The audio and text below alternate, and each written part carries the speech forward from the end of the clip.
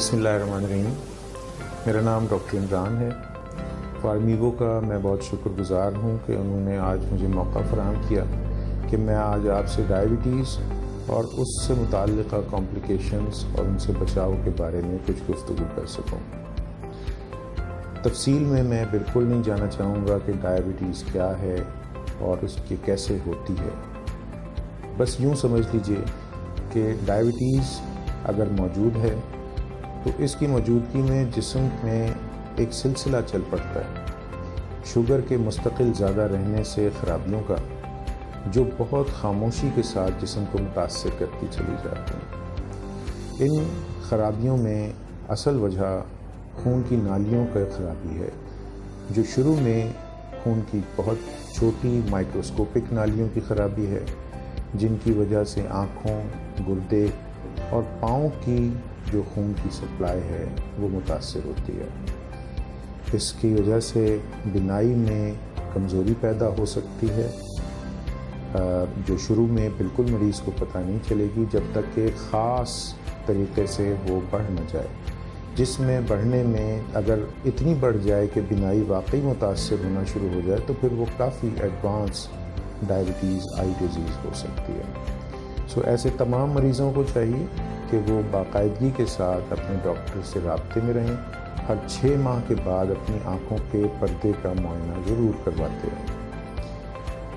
دوسرے نمبر پہ جو میں نے بتایا کہ گردوں کی خرابی، تو یہ بھی آپ کو سال میں 1 دفعہ اپنے معالج سے رابطہ کر کے اس کے بارے میں ٹیسٹ کروانے کی ضرورت ہے، کیونکہ اس بات کا امکان ہے کہ یہ خرابی شروع میں بغیر ٹیسٹ کے پتہ ہی نہیں چلے گی۔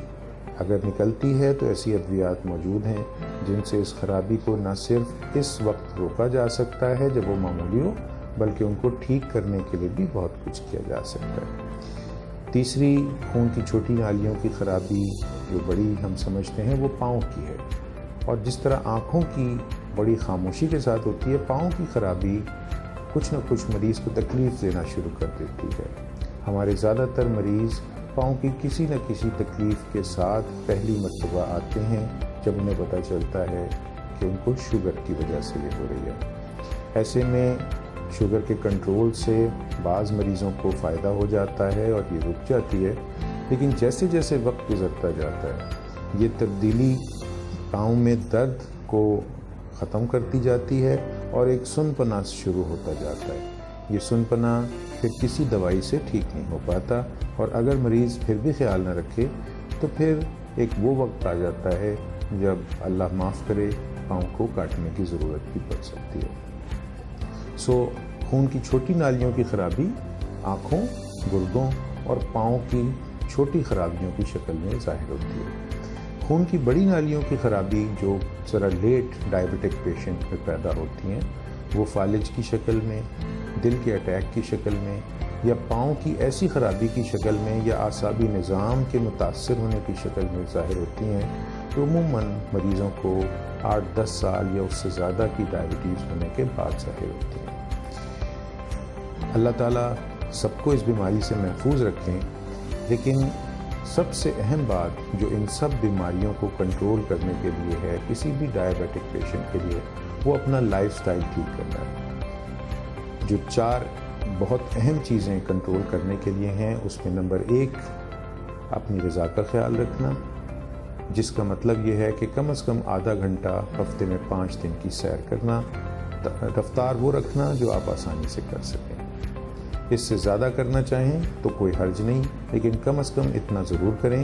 لیکن اگر کوئی تکلیف ایسی ہے تو اپنے معالج کے مشورے سے اس میں کمی بیشی کی جا سکتی ہے۔ دوسری چیز غذا کی احتیاط رکھنا، اور اگر غذا کی احتیاط کی میں بات کروں تو یوں سمجھیے کہ انگریزی کا لیٹر کیو، اس کیو لیٹر کے کو جیسے کیو فار کوئین، تو اس میں 2 کیو کا آپ کو غذا میں خیال رکھنا ضروری ہے۔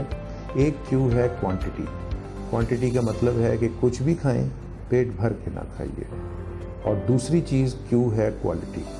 کوالٹی کا مطلب یہ ہوا کہ آپ جو بھی کھا رہے ہیں وہ کھائیے جو قدرت سے قریب تر ہو۔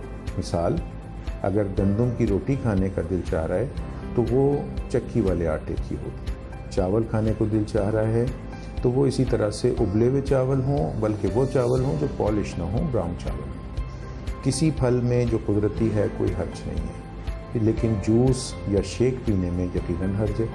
اسی طرح سے کوئی بیکری آئٹم ہو، کوئی پیکٹ کے میں بند چیز ہو، کیونکہ ہمیں یہ بھی نہیں پتہ کہ اس میں کتنی چینی یا شکر ڈالی گئی ہے، اور ہمیں یہ بھی نہیں پتہ کہ اس کو بنانے میں کیا چیزیں استعمال ہوئی ہیں، تو بہتر ہے کہ اپنے گھر کا سادہ کھانا استعمال کیا جائے۔ سو نمبر 1 کوالٹی اور نمبر 2 کوانٹٹی، ان دونوں چیزوں کا خیال رکھیں تو غذا کی آپ کی ضرورت پوری ہو جائے گی۔ اگر ہم دوا کی بات کریں تو اس کے لیے تفصیل میں جانے کی ضرورت نہیں، اپنے ڈاکٹر سے مشورے کے ساتھ اس کو استعمال کریں۔ اور آخری اور سب سے اہم چیز جس کا رول بڑا امپورٹنٹ 20-25% کنٹرول میں ہے، وہ اپنے آپ کو خوش و خرم رکھنا، ٹینشن سے بچانا ہے۔ آپ خوش رہیے، آپ کی شوگر بھی آپ کو تنگ نہیں کرے گی۔ سو اس کے ساتھ ساتھ میں آپ کو ایک دفعہ پھر فارمیگو کا شکر گزار ہوں کہ جنہوں نے مجھے موقع فراہم کیا کہ میں ڈائبٹیز اور اس کی کمپلیکیشنز اور ان کو علاج کرنے کے حوالے سے، کنٹرول کرنے کے حوالے سے شوگر کو کچھ معلومات آپ کے ساتھ شیئر کر سکوں۔ بہت شکریہ۔